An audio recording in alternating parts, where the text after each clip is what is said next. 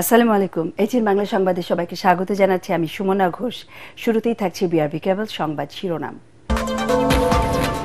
হত্যা চেষ্টা মামলায় কারাগারে পাঠানোর একদিনের মাথায় জামিন পেলেন অভিনেত্রী নুসরাত ফারিয়া। আজই ছাড়া পেতে পারেন জানালেন আইনজীবী।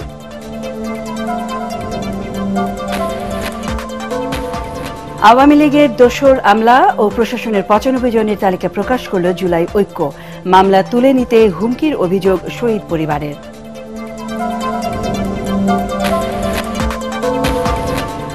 এবার কাফনের কাপড় মাথায় বেঁধে ঢাকাবাসীর বিক্ষোভ। ইশরাককে মেয়র পদে শপথ পড়াতে আলটিমেটাম। স্থানীয় সরকার উপদেষ্টার পদত্যাগ দাবি। জুন থেকে মহার্ঘ ভাতা পাবে সরকারি চাকরিজীবীরা। নতুন বাজেটে থাকছে বিশেষ বরাদ্দ। এনবিআর বিলুপ্ত করে দুটি বিভাগ বাস্তবায়নে অটল সরকার।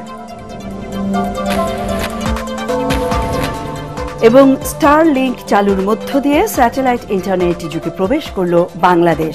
প্রতিটি সংযোগে $1 করে পাবে সরকার। শুনছিলেন বিআরবি কেবল সংবাদ শিরোনাম। এবারে বিস্তারিত সংবাদ। হত্যা চেষ্টা মামলায় গ্রেফতারের একদিনের মাথায় নানামুখী আলোচনা সমালোচনার মধ্যেই জামিন পেলেন আলোচিত অভিনেত্রী নুসরাত ফারিয়া। সকালে ঢাকার চিফ মেট্রোপলিটন ম্যাজিস্ট্রেট আদালতের বিচারক মোস্তাফিজুর রহমান জামিন আবেদনের শুনানি শেষে ৫,০০০ টাকা মুচলেকায় তাকে জামিন দেন। জামিননামা পৌঁছলে নুসরাত ফারিয়া আজই কাশিমপুর কেন্দ্রীয় কারাগার থেকে মুক্তি পেতে পারেন বলে জানিয়েছেন তার আইনজীবী। আরও জানাচ্ছেন খায়রুল ইসলাম। গ্রেফতারের একদিনের মাথায় নানা আলোচনা সমালোচনার মধ্যেই জামিন পেলেন ঢাকাই চলচ্চিত্রের জনপ্রিয় অভিনেত্রী নুসরাত ফারিয়া। রাজধানীর ভাটারা থানায় হত্যা চেষ্টা মামলায় গত ১৮ মে থাইল্যান্ড যাওয়ার সময় হযরত শাহজালাল আন্তর্জাতিক বিমানবন্দরে তাকে গ্রেফতার করা হয়। এই অভিনেত্রীর বিরুদ্ধে জুলাই অভ্যুত্থানের সময় হত্যা চেষ্টার অভিযোগে মামলার পরোয়ানা ছিল। গ্রেফতারের পর নুসরাত ফারিয়াকে কারাগারে পাঠানোর আদেশ দেন ঢাকার চিফ মেট্রোপলিটন ম্যাজিস্ট্রেট আদালতের বিচারক। পরে তাকে গাজীপুরের কাশিমপুর কেন্দ্রীয় কারাগারে নেওয়া হয়। তবে ফারিয়া গ্রেফতার ও কারাগারে পাঠানো নিয়ে নেট দুনিয়ায় সমালোচনার ঝড় ওঠে। অবশেষে তার আইনজীবীর আবেদনের পরিপ্রেক্ষিতে নুসরাত ফারিয়াকে জামিন দিল আদালত। বিজ্ঞ আদালতে আয়েশা আজকে প্রতিবেদন দাখিল করেছেন এবং প্রতিবেদন দাখিলের সপক্ষে আমরা জামিন শুনানি করেছি। বিজ্ঞ আদালত সন্তুষ্ট হয়ে ৫,০০০ টাকা বন্ডে জামিন মঞ্জুর করেছেন। আমরা আশা করি যে ন্যায় বিচার প্রতিষ্ঠিত হয়েছে এবং আইনের শাসন প্রতিষ্ঠিত হয়েছে। এ সময় এই আইনজীবী আরও জানান, মামলায় উল্লেখিত ঘটনার সময় দেশে ছিলেন না নুসরাত। এ বিষয়ে আদালতের কাছে প্রয়োজনীয় কাগজপত্র জমা দিয়েছেন তারা। ছাত্র জনতার অভ্যুত্থান চলাকালে গত ১৯ জুলাই রাজধানীর ভাটারা এলাকায় গুলিবিদ্ধ হন এনামুল হক নামে এক ব্যক্তি।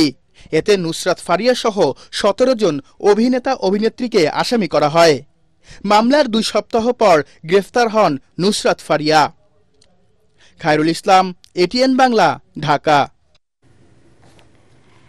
এদিকে নারী নির্যাতনের মামলায় গায়ক মাইনুল হাসান নোবেলকে গ্রেফতার করেছে ডেমরা থানা পুলিশ। ঢাকা মেট্রোপলিটন পুলিশের মিডিয়া অ্যান্ড পাবলিক রিলেশনস বিভাগের উপ পুলিশ কমিশনার মোহাম্মদ তালিবুর রহমান এক বার্তায় এই তথ্য নিশ্চিত করেছেন। ডেমরা থানার ওসি বলেন, নারী নির্যাতনের মামলায় গত রাতে স্টাফ কোয়ার্টার থেকে নোবেলকে গ্রেফতার করা হয়েছে। দুপুর নাগাদ তাকে আদালতে তোলা হবে। তবে আপাতত নোবেলকে রিমান্ডে নিতে আবেদন করবেন না বলেও জানান ওসি। আওয়ামী লীগের দোসর আমলা ও প্রশাসনের ৯৫ জনের তালিকা প্রকাশ করেছে জুলাই ঐক্য। এর মধ্যে ৪৪ জন আমলা এবং ৫১ জন গুলি চালানোর নির্দেশদাতা ম্যাজিস্ট্রেটের নাম রয়েছে। সকালে জাতীয় প্রেস ক্লাবে আয়োজিত সংবাদ সম্মেলনে এই তালিকা প্রকাশ করা হয়। এ সময় জুলাই বিপ্লবের শহীদদের পরিবারের সদস্যরা অভিযোগ করেন, মামলা তুলে নিতে তাদের হুমকি দেয়া হচ্ছে। বিচারহীনতায় অন্তর্বর্তী সরকারের উপর অনাস্থা জানিয়ে তারা বলেন, এখনও বিভাজন তৈরির ষড়যন্ত্র চলছে। মাজহারুল হক মুহাজিরের রিপোর্ট। সচিবালয় ও প্রশাসন সহ বিভিন্ন সরকারি প্রতিষ্ঠানে থাকা আওয়ামী লীগের দোসরদের তালিকা প্রকাশ নিয়ে এই সংবাদ সম্মেলনের আয়োজন করে গণ অভ্যুত্থানের চেতনা ধারণ করা ৮০টি সংগঠনের ঐক্যবদ্ধ প্ল্যাটফর্ম জুলাই ঐক্য। জাতীয় প্রেস ক্লাবের জহুর হোসেন চৌধুরী হলে এই তালিকা প্রকাশ করেন শহীদ পরিবারের সদস্যরা। এ সময় আওয়ামী লীগের দোসর ৪৪ আমলা ও ৫১ জন গুলি চালানোর নির্দেশদাতা ম্যাজিস্ট্রেটদের তালিকা প্রকাশ করেন তারা। সাংবাদিক ভাইয়েরা তো সবই জানেন, ওনারা হয়তো প্রকাশ করতে ভয় পান কিংবা চাপে থাকেন, তবু শহীদদের কথা চিন্তা করে আপনারাও দয়া করে পরকালের মুক্তির জন্য আপনাদের দায় এড়াতে পারেন না। সংবাদ সম্মেলনে জুলাই ঐক্যের সংগঠকদের অভিযোগ, আন্দোলন ছাড়া কোনো দাবি যেন পূরণ করতে পারছে না অন্তর্বর্তী সরকার, যার প্রভাব পড়ছে ফ্যাসিবাদ বিরোধী ঐক্যে বিভাজন সৃষ্টিতে। জুলাইয়ের যে শক্তিগুলো ছিল সেই শক্তিগুলোর মাঝে বিভাজন সৃষ্টির জন্য এখনো বিভিন্ন পক্ষ কাজ করে যাচ্ছে এবং গত 8 মাস ধরে কাজ করে এসেছে। কোনো সরকারি কর্মকর্তা যখন কোনো অপরাধ করে তারা তাকে শাস্তি দিয়ে ওএসডি করা অথবা সাময়িকভাবে বহিষ্কার করা, তো এটা তো কোনো সাজা হইতে পারে না। সকল স্বৈরাচার দোষরদেরকে আগামী 31শে মে এর মধ্যে বাধ্যতামূলক অবসর দিতে হবে। 3 সরকারি কর্মদিবসের মধ্যে তদন্ত কমিটি গঠন করে দৃশ্যমান কাজের অগ্রগতি দেশের জনগণকে দেখাতে হবে। চলতি মাসের মধ্যেই সেনানিবাসে আশ্রয় নেওয়া 626 জন দোষরদের তালিকা প্রকাশ, সচিবালয় ও প্রশাসন স্বৈরাচার দোষর মুক্ত এবং 132 ধারা সংশোধন না করলে আগামী 31 মের পর মার্চ টু সচিবালয় কর্মসূচি ঘোষণা করবে বলেও জানায় সংগঠনটি। যে বা যারাই ফ্যাসিবাদের সহযোগী হবে আমরা তাদের সকলকে জুলাই ঐক্যের পক্ষ থেকে প্রত্যেককে আইডেন্টিফাই করে তাদের বিরুদ্ধে সরকারকে ব্যবস্থা নেওয়ার জন্য আমরা তুলে ধরব জাতির সামনে। মাজহারুল হক মুহাজির, এটিএন বাংলা, ঢাকা। ইশরাককে মেয়রের দায়িত্ব বুঝিয়ে দেওয়ার দাবিতে তার সমর্থক ও ঢাকাবাসীর আন্দোলন গড়ালো ৬ষ্ঠ দিনে। সকাল থেকে কাপড়ের কাপড় মাথায় বেঁধে নগর ভবনের সামনে অবস্থান কর্মসূচি পালন করছেন তারা। ইশরাককে অবিলম্বে মেয়রের দায়িত্ব বুঝিয়ে দিতে নানা স্লোগান দিচ্ছেন বিক্ষুব্ধ সমর্থকরা। এ সময় তারা দুর্নীতির দায়ে স্থানীয় সরকারের উপদেষ্টা আসিফ মাহমুদ সজীব ভূঁইয়ার পদত্যাগ দাবি করেন। অবিলম্বে ইশরাককে শপথ বাক্য পাঠ না করালে পুরো উপদেষ্টা পরিষদের পদত্যাগের দাবিতে বড় পরিসরে আন্দোলনের আলটিমেটাম দিয়েছেন বিক্ষোভকারীরা। এদিকে বিএনপি নেতা ইশরাক হোসেনকে ঢাকা দক্ষিণ সিটি কর্পোরেশনের মেয়র হিসেবে শপথ না পড়ানোর নির্দেশনা চেয়ে দায়ের করা রিট অবৈধ বলে দাবি করেছেন ঢাকাবাসীর আহ্বায়ক সাবেক সিনিয়র সচিব মশিউর রহমান। রিট খারিজ না হলে কঠোর আন্দোলনের হুঁশিয়ারি দিয়েছেন তিনি। আমাদের তো কাফনের করার দরকার নাই, আমাদের বৈধতা আছে, আমাদের ইশরাক হোসেনের বৈধতা আছে, কোর্টে রায় দিছে। ইশরাক ভাইকে মেয়র হিসাবে দেখতে চাই, সে যে কোনো উপায় হোক। অদৃশ্য কারণে মন্ত্রণালয় এবং আসিফপুঞ্জ সদীপুঞ্জ মন্ত্রণালয় ইশরাক হোসেনকে তার দায়িত্ব বুঝিয়ে দিচ্ছেন না, শপথ করাচ্ছেন না। ইশরাক আমাদের মেয়র পদে যে বৈধ পাইছে তাকে বসার যোগ্য করে দেন, আমি এইটাই আসিফ মাহমুদকে বলতে চাই। দর্শক, এই মুহূর্তে নগর ভবনের সামনে রয়েছেন আমাদের সহকর্মী ইমদাদুল্লাহ বাবু। আমরা এখন সরাসরি তার সাথে যুক্ত হচ্ছি। বাবু, ইমদাদুল্লাহ বাবু, ইশরাক সমর্থকদের যে আন্দোলনটা চলছে সেই আন্দোলনের সবশেষ তথ্য কি রয়েছে আপনার কাছে আমরা জানতে চাচ্ছি।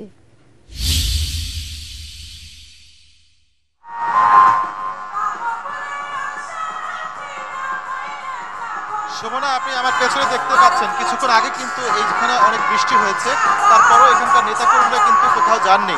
তারা কিন্তু অবস্থান যে কর্মসূচি তাদের রয়েছে সেই অবস্থান কর্মসূচি সফল করার জন্য কিন্তু সকাল থেকে ভ্যাবসা গরমের মধ্যেও ছিলেন এবং কিছুক্ষণ আগে যে বৃষ্টি হয়েছে সেই বৃষ্টি উপেক্ষা করেও কিন্তু এখান থেকে তারা অবস্থান নিয়ে রেখেছেন। একই সাথে এখানে নানা রকমের স্লোগান চলছে, নানা রকমের আলটিমেটাম দেওয়া হচ্ছে, নানা রকমের স্লোগানের মাধ্যমে দ্রুত ইশরাক হোসেনকে তার দায়িত্ব বুঝিয়ে দেওয়ার জন্য অনুরোধ করা হচ্ছে, আহ্বান জানানো হচ্ছে। এইসবের মধ্য দিয়েই কিন্তু এখানে আন্দোলনটি চলছে। কিছুক্ষণের জন্য বৃষ্টি যখন হয়েছিল তখন এখানকার নেতাকর্মীরা তাদেরকে নিরাপদ আশ্রয় নিয়েছিলেন, কিন্তু বৃষ্টিটা যখনই বন্ধ হচ্ছে সাথে সাথে কিন্তু আপনারা দেখতে পাচ্ছেন সেই জনস্রোত আবারও এখানে জড়ো হয়ে গেছে এবং জনতায় মুখর হয়ে গেছে এখানকার পরিবেশ আপনারা দেখতে পাচ্ছেন। এবং এখানে নানা ধরনের সাংস্কৃতিক আয়োজনের মধ্য দিয়ে কিন্তু প্রতিবাদ জানানো হচ্ছে, তাদের দাবি দাওয়াগুলো উত্থাপন করা হচ্ছে। এবং সকালে কিন্তু এই কর্মসূচিটি সকাল 9:30টার দিকে জাতীয় সঙ্গীত এবং দলীয় সঙ্গীত গাওয়ার মধ্য দিয়ে শুরু করা হয়েছিল এবং এরপর একে একে শিল্পীরা নানা ধরনের সাংস্কৃতিক আয়োজনের মধ্য দিয়ে নেতা কর্মীদের চাঙা রেখেছিলেন। সেই রকম পরিস্থিতি কিন্তু এখন আমরা দেখতে পাচ্ছি। এই কর্মসূচিটি সকাল 9টায় শুরু হয়েছে, বিকেল 5টা পর্যন্ত চলবে, অর্থাৎ অফিসের যে কার্যসূচি বা কার্যসূচি যেটি রয়েছে সেই সূচি অনুযায়ী চলবে। এর মধ্যে আপনি আরও জানেন সুমনা যে এই অবস্থান কর্মসূচির কারণে কিন্তু এখন বন্ধ রয়েছে নগর ভবনের সেবা কার্যক্রম। কয়েকদিন আগে নগর ভবনে কিন্তু তালা ধরিয়ে দিয়েছিলেন বিক্ষোভকারীরা। ধন্যবাদ আপনাকে ইমদাদুল্লাহ বাবু। কিছু রাজনৈতিক সামাজিক শক্তি নিজেদের স্বার্থে গণতান্ত্রিক প্রক্রিয়াকে বাধাগ্রস্ত করতে নানা উসিলায় জাতীয় নির্বাচনের বিরোধিতায় নেমেছে বলে অভিযোগ করেছে বিএনপি। দলের নীতি নির্ধারকরা বলেন, গণহত্যাকারীদের বিচার সহ জন আকাঙ্ক্ষা অনুযায়ী গুরুত্বপূর্ণ কাজে মনোযোগ না দিয়ে সরকার অপ্রয়োজনীয় কাজে সময় নষ্ট করছে। রাজধানীতে আলাদা অনুষ্ঠানে বিএনপি নেতারা বলেন, যত দ্রুত সম্ভব জুলাই গণহত্যার বিচার, সংস্কার ও নির্বাচন দিতে হবে। রিপোর্ট মইনুল হাসানের। জুলাই গণ অভ্যুত্থানে আহত রাকিবুল হাসানের পরিবারের সদস্যদের সাথে দেখা করতে বিএনপির সিনিয়র যুগ্ম মহাসচিব রুহুল কবির রিজভী নেতাকর্মীদের নিয়ে রাজধানীর খিলক্ষেতের তেঁতুলতলায় যান। আমরা বিএনপি পরিবারের পক্ষ থেকে রাকিবের চিকিৎসার খোঁজ খবর নেয়ার পাশাপাশি তাদের পরিবারের পাশে থাকার কথা জানান বিএনপির মুখপাত্র রুহুল কবির রিজভী। পরে সাংবাদিকদের তিনি বলেন, অন্তর্বর্তী সরকার জন আকাঙ্ক্ষা অনুযায়ী কাজ না করে অহেতুক নানা বিতর্কে জড়িয়ে পড়ছে। বিচার, এই সমস্ত ঘটনা, আইনের শাসন প্রতিষ্ঠিত করতে এত বিলম্ব কেন? আপনি ঢালাও গ্রেপ্তার, ঢালাও মামলা শেখ হাসিনার মতো করলে এটাতে মানুষের মন ভিজবে না। তাদেরকে চিহ্নিত করে এখনো বিচারের আওতায় নিয়ে আসতে অন্তর্বর্তীকালীন সরকার ব্যর্থ হয়েছে। সে তো আদালতের রায় নিয়ে কাজ করছে, সে তার শপথ নেওয়ার কথা, কিন্তু সরকারের পক্ষ থেকে গায়ের জোর খাটানো হচ্ছে। একই আইনে যদি সাদাত হতে পারে তাহলে ইশরাক কেন হতে পারবে না? এদিকে জাতীয় প্রেস ক্লাবে আলোচনা সভায় বিএনপি স্থায়ী কমিটির সদস্য নজরুল ইসলাম খান বলেন, জাতীয় নির্বাচন নিয়ে অন্তর্বর্তী সরকারের ভূমিকা জনমনে নানা প্রশ্নের জন্ম দিচ্ছে। কিছু রাজনৈতিক শক্তি আছে, কিছু সামাজিক শক্তি আছে, তারা অনেকেই তাদের নিজেদের রাজনৈতিক স্বার্থে কিংবা তাদের গোষ্ঠীর স্বার্থে তারা এই গণতান্ত্রিক প্রক্রিয়াটাকে বিলম্বিত করতে চান। নানা কায়দায়, নানা কৌশলে তারা গণতন্ত্রের এই অভিযাত্রাকে বিলম্বিত করতে চান। এতে তাদের স্বার্থ কতখানি হাসিল হবে আমরা জানি না, কিন্তু দেশ এবং জনগণ বিপদাপন্ন হতে পারে।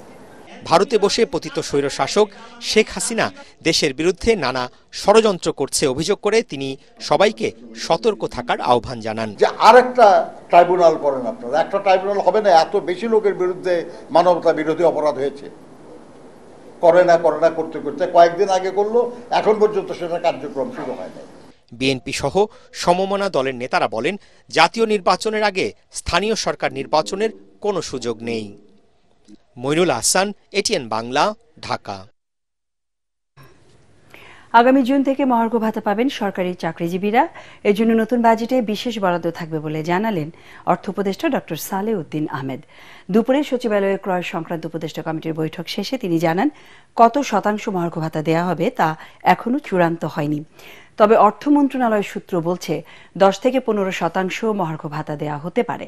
এ সময় এনবিআর কর্মকর্তাদের কলম বিরতি নিয়েও কথা বলেন অর্থ উপদেষ্টা। তিনি বলেন, আন্দোলন করে লাভ নেই, এনবিআর বিলুপ্ত করে 2টি বিভাগ বাস্তবায়নে বদ্ধপরিকর সরকার।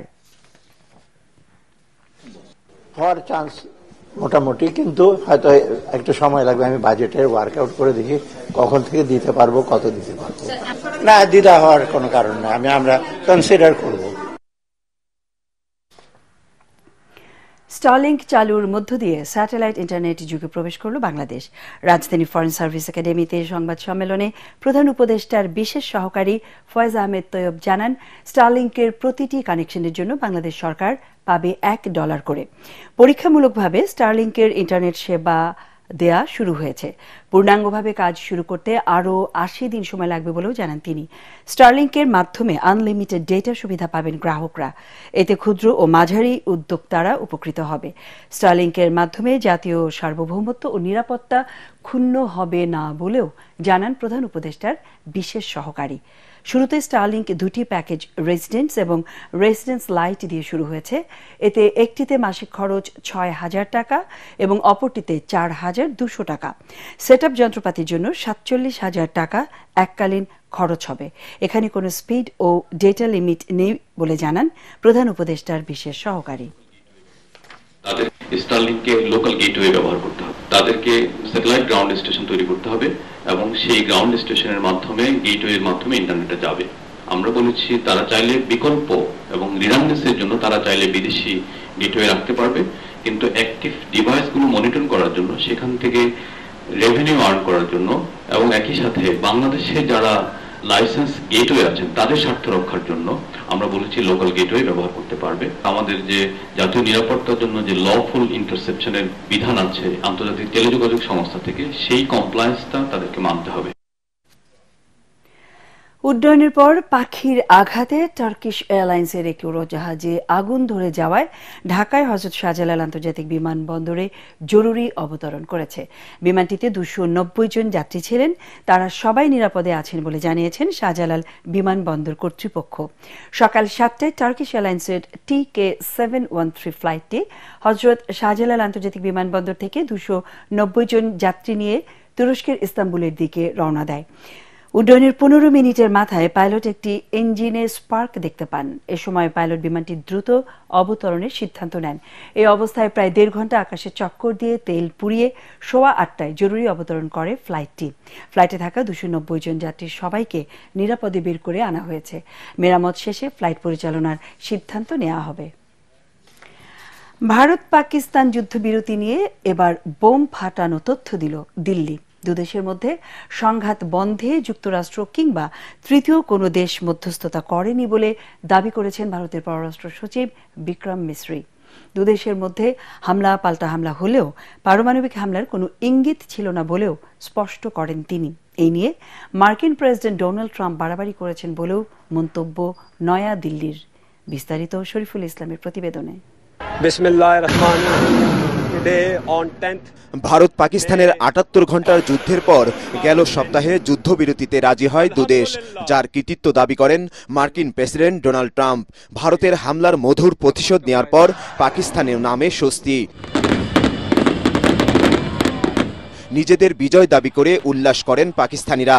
তবে যুদ্ধবিরতিতে অস্বস্তির মধ্যে পড়ে ভারত, যার তীব্র প্রতিক্রিয়াও জানান দেশটির রাজনৈতিক দলের নেতারা। ভারত পাকিস্তান যুদ্ধবিরতির সপ্তাহখানেক পেরিয়ে গেলেও দুদেশের মধ্যে এখনো চলছে উত্তেজনা।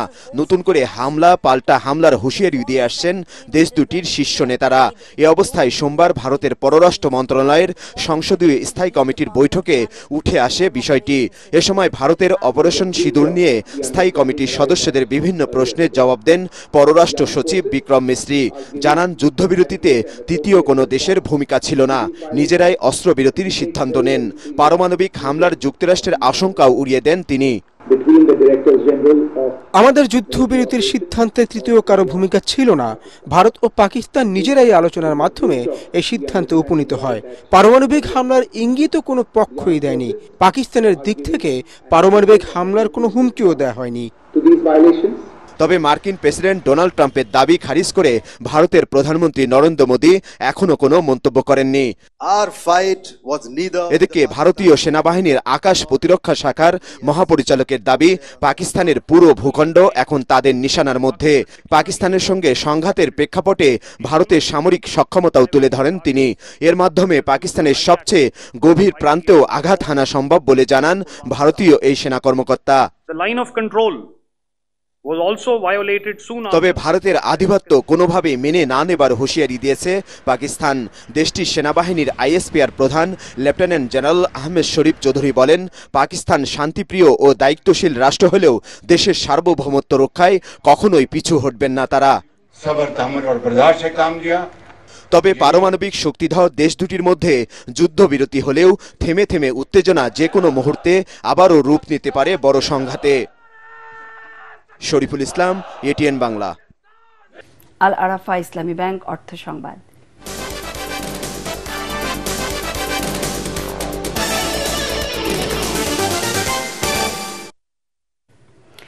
ভারতের নিষেধাজ্ঞায় অর্ধেকে নেমেছে ব্রাহ্মণবাড়িয়া রাখাউড়া স্থলবন্দরের রপ্তানি। নিষেধাজ্ঞার দ্বিতীয় দিনে হিমায়িত মাছ, ভোজ্য তেল ও পাটের তৈরি রশি ছাড়া আর কিছুই রপ্তানি হয়নি। ব্যবসায়ীরা বলছেন, যেসব পণ্যে নিষেধাজ্ঞা দেওয়া হয়েছে তার বেশিরভাগই রপ্তানি হতো এই বন্দর দিয়ে। নিষেধাজ্ঞার ফলে এই বন্দর দিয়ে অন্তত প্রতিদিন 30-40 লাখ টাকার পণ্য রপ্তানি ব্যাহত হবে। আখাউড়া স্থলবন্দর কর্তৃপক্ষ জানায়, দেশের অন্যতম এই স্থলবন্দর দিয়ে ভারতের 7টি রাজ্যে প্রতিদিন হিমায়িত মাছ, শুটকি, ভোজ্য তেল, তোলা বর্জ্য, প্লাস্টিক পণ্য, পিভিসি সামগ্রী, প্রক্রিয়াজাত খাবার সহ 12 ধরনের পণ্য রপ্তানি হতো। তবে তৈরি পোশাক, কাঠের ফার্নিচার, প্রক্রিয়াজাত খাবার, প্লাস্টিক পণ্য, পিভিসি পাইপ সহ বেশ কিছু পণ্য রপ্তানিতে নিষেধাজ্ঞার ফলে আখাউড়া স্থলবন্দরের রপ্তানি বাণিজ্য লোকসানের মুখে পড়েছে বলে দাবি বন্দর সংশ্লিষ্টদের। 30 থেকে 40 লাখ টাকার মতো প্রতিদিন আমরা রপ্তানি করতাম, কিন্তু এখন এটাতে 10 নামাতে আমাদের বিরাট ক্ষতির সম্মুখীন হতে হচ্ছে। এবার আন্তর্জাতিক সংবাদ।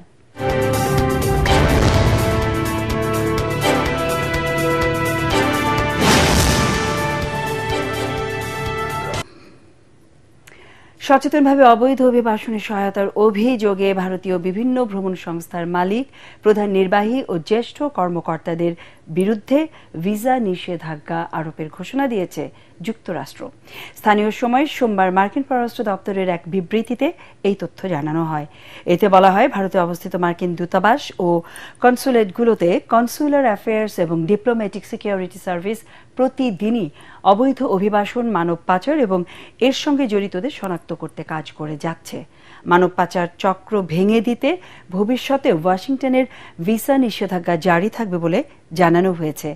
গত জানুয়ারিতে ডোনাল্ড ট্রাম্প যুক্তরাষ্ট্র প্রেসিডেন্টের দায়িত্ব নেয়ার পরপরই বিশ্বের বিভিন্ন দেশের হাজার হাজার অবৈধ অভিবাসীকে নিজ দেশে ফেরত পাঠিয়েছেন। রাশিয়া ও ইউক্রেন দ্রুতই যুদ্ধবিরতি ও শান্তি চুক্তির লক্ষ্যে আলোচনা শুরু করতে যাচ্ছে বলে জানিয়েছেন মার্কিন প্রেসিডেন্ট ডোনাল্ড ট্রাম্প। রুশ প্রেসিডেন্ট ভ্লাদিমির পুতিনের সাথে 2 ঘণ্টার ফোন আলাপের পর এক বিবৃতিতে তিনি কথা জানান। ব্রিটিশ সংবাদ মাধ্যম বিবিসি জানিয়েছে, ফোন আলাপের পর ট্রাম্প বলেছেন, পুতিনের সাথে খুব ভালো ও কার্যকরী আলোচনা হয়েছে। শান্তি প্রতিষ্ঠার শর্তগুলো 2 দেশের মধ্যেই আলোচনার মাধ্যমে ঠিক করতে হবে। এই ফোন আলাপের সময় ইউরোপীয় ইউনিয়নের commission president Ursula von der Leyen সহ ফ্রান্স, জার্মানি, ফিনল্যান্ড এবং ইতালির নেতারাও উপস্থিত ছিলেন। এদিকে পুতিন জানিয়েছেন, তিনি ইউক্রেনের সঙ্গে একটি সম্ভাব্য শান্তি সমঝোতা নিয়ে আলোচনায় প্রস্তুত। ইউক্রেনের প্রেসিডেন্ট ভলোদিমির জেলেনস্কিও এই ফোন আলাপকে গুরুত্বপূর্ণ বলে উল্লেখ করে যুক্তরাষ্ট্রকে শান্তি আলোচনা এগিয়ে নেওয়ার আহ্বান জানান। জনগণকে ভোটমুখী করতে নির্বাচন কমিশনের সাথে বৈঠক করেছে বিপ্লবী গণজোট পার্টি। আগারগাঁওয়ে নির্বাচন কমিশন ভবনে বৈঠক শেষে সংবাদ সম্মেলনে দলের প্রধান সমন্বয়ক আব্দুল মোমেন বলেন, জামানত প্রথা বাতিল করে অফেরতযোগ্য ফি দিয়ে একটি পোস্টারে সব দলের প্রতীকে নির্বাচনী প্রচারণা করতে নির্বাচন কমিশনকে উদ্যোগ নিতে হবে। এছাড়া নির্বাচনে জাল ভোট বন্ধে প্রত্যেকটি নাগরিকের এনআইডির তথ্য নিয়ে ভোট কার্ড তৈরির পরামর্শ দেন তারা।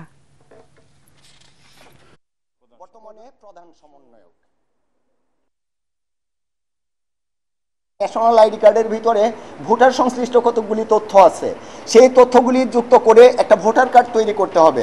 সেই ভোটার কার্ড দিয়ে যখন নাকি ভোট দিতে যাবে প্রার্থীরা, ভোটাররা সেই ভোটার কার্ড নিয়ে ভোট দিতে যাবে, সেটা জমা দিয়ে ব্যালট পেপার নিবে, ব্যালট পেপারে সিল মেরে সেটা জমা দিয়ে সেটা বাক্সে ঢুকিয়ে চলে আসবে।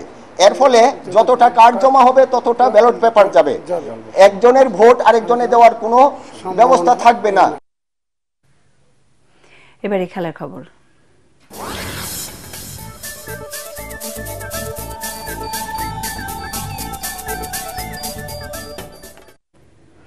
শারজায় দ্বিতীয় টি-20তে বাংলাদেশকে স্তব্ধ করে 2 উইকেটে ম্যাচ জিতে সিরিজে সমতায় ফিরেছে সংযুক্ত আরব আমিরাত। আগে ব্যাট করে 5 উইকেটে 205 রানের পাহাড় গড়ে টাইগাররা। জবাবে ক্যাচ মিস, বাজে বোলিং আর ফিল্ডিংয়ের খেসারত দিয়ে হতাশায় ডুবে লিটন দাসের দল। মোহাম্মদ ওয়াসিমের 42 বলে 82 রানের ঝড় জয়ের পথ সুগম করে স্বাগতিকদের। রিপোর্ট করছেন এস.এম. আশরাফ। বাংলাদেশের দর্শক হলে স্নায়ু শক্ত হতেই হবে।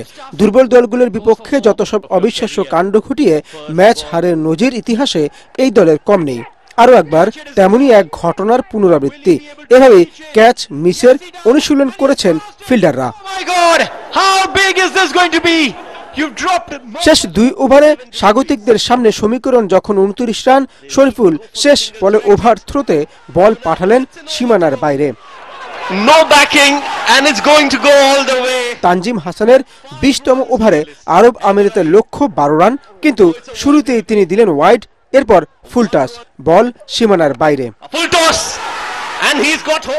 হতশ্রী বোলিং তখনও থামেনি, তার হাত থেকে বের হয় নো বল, আর সেই বলে ফিল্ডিংয়ে থাকা তাওহিদ হৃদয় যা করলেন তাতে বাংলাদেশের ক্রিকেটের সমর্থকদেরও মেজাজ নিয়ন্ত্রণে রাখার পরীক্ষা হয়ে যায়। সফরকারী বোলারদের পিটিয়ে ছাতু বানিয়েছেন মোহাম্মদ ওয়াসিম। তার 42 বলে 82 রানের তাণ্ডব যখন থামে, দলের রান তখন 14 ওভার 5 বলে 148। এর পরের কোনো ব্যাটারিরই স্ট্রাইক রেট 100 নিচে নামেনি। তাতেই কোনো টেস্ট খেলুড়ে দেশের বিপক্ষে প্রথম টি-20 জয়ের স্বাদ পায় আরব আমিরাত। এর আগে বাংলাদেশ যে চ্যালেঞ্জ জানানোর মতো পুঁজি পায়, সেখানে তানজিদ হাসান তামিমের অবদান 33 বলে 59 রান। উদ্বোধনী জুটিতে লিটনকে সাথে নিয়ে যোগ করেন 9 ওভারে 90। 32 বলে 40 আসে লিটনের ব্যাটে, আর তাওহিদ হৃদয়ের 24 বলে 45 রানের ঝড়ে জয় পাওয়ার মতোই রান তোলে বাংলাদেশ। কিন্তু বোলিং আর ফিল্ডিং ব্যর্থতায় শেষ পর্যন্ত হতাশ হতে হয় দলকে। SM Ashraf, ATN Bangla. সংবাদ শেষ করব, তার আগে বিআরবি কেবল সংবাদ শিরোনাম আরো একবার। হত্যা চেষ্টা মামলায় কারাগারে পাঠানোর একদিনের মাথায় জামিন পেলেন অভিনেত্রী নুসরাত ফারিয়া। আজই ছাড়া পেতে পারেন জানালেন আইনজীবী। আওয়ামী লীগের দোসর আমলা ও প্রশাসনের 95 জনের তালিকা প্রকাশ করল জুলাই ঐক্য। মামলা তুলে নিতে হুমকির অভিযোগ শহীদ পরিবারের।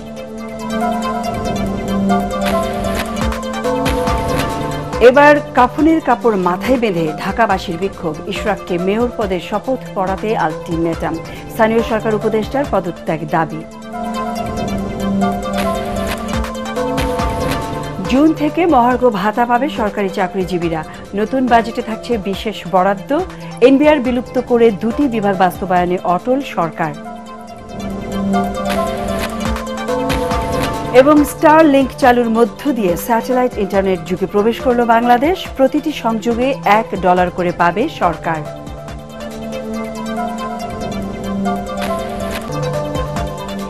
আমাদের পরের সংবাদ দেখার আমন্ত্রণ জানিয়ে এখনকার মতো শেষ করছি। এটিএন বাংলা সংবাদ ইউটিউবে দেখতে ব্রাউজ করুন youtube/ATN Bangla News।